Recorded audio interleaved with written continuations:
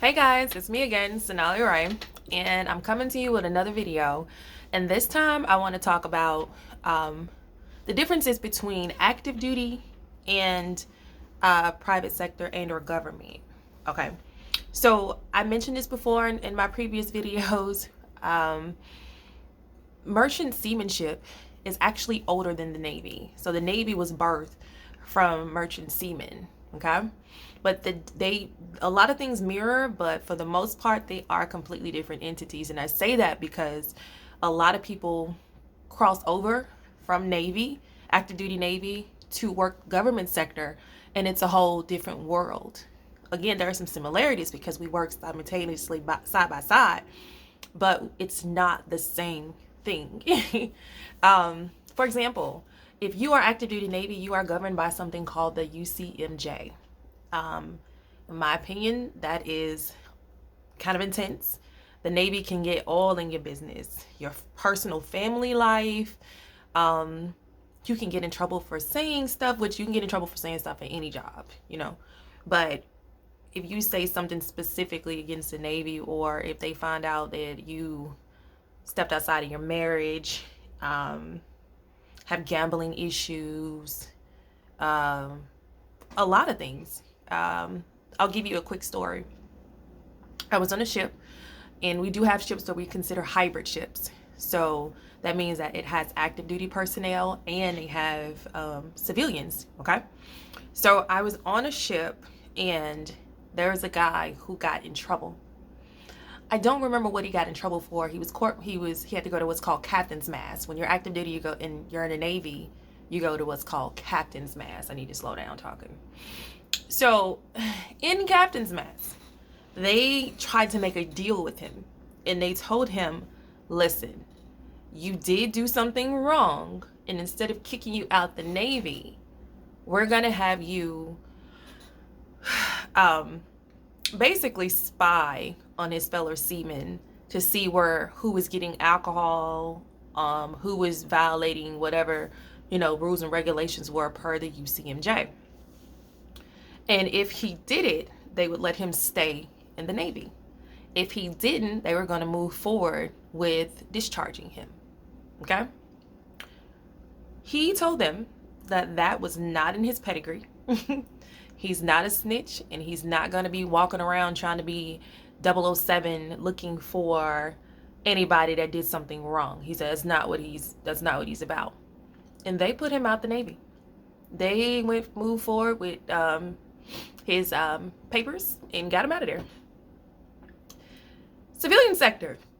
We're not governed by the UCMJ. We do have some Department of the Navy rules that we have to adhere to. Absolutely.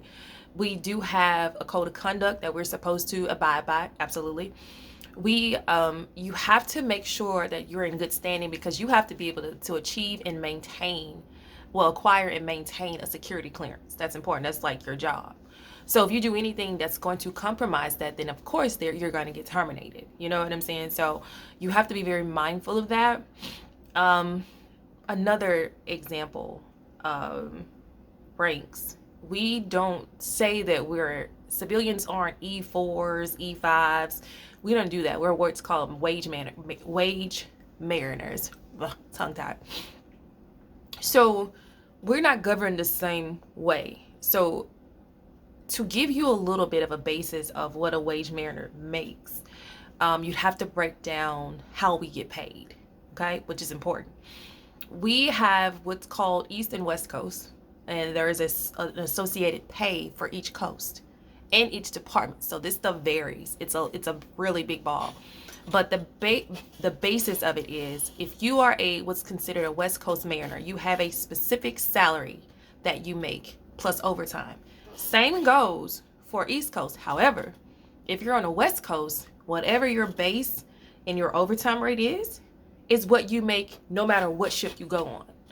If you're an East Coast sailor, and hear me close, it matters what your position is. So whatever your position makes, plus the associated overtime, but it changes based on what type of ship you go to.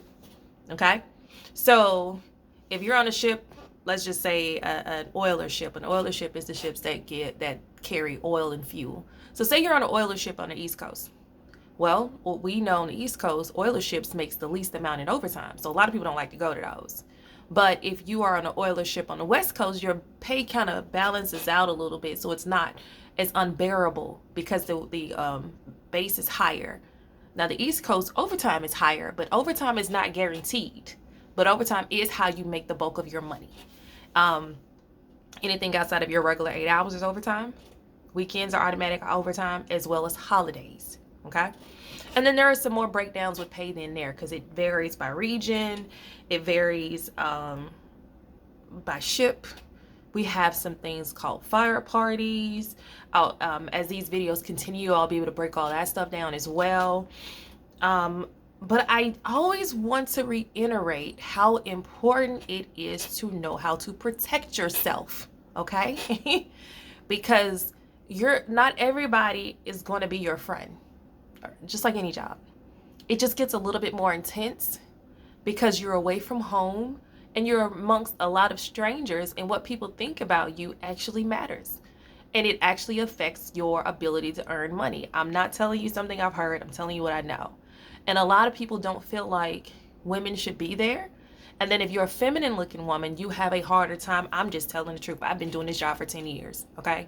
And women can do just as much as men can do. We can do it in makeup. Just kidding.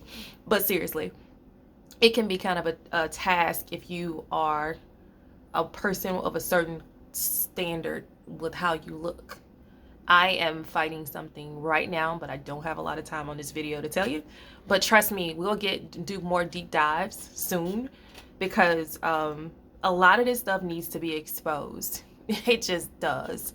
But again, protect yourself. What do you mean by that?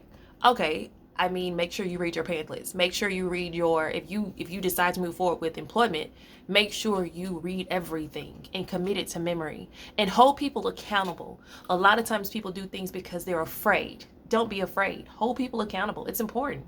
You need to know what your rights are and how to execute them, okay?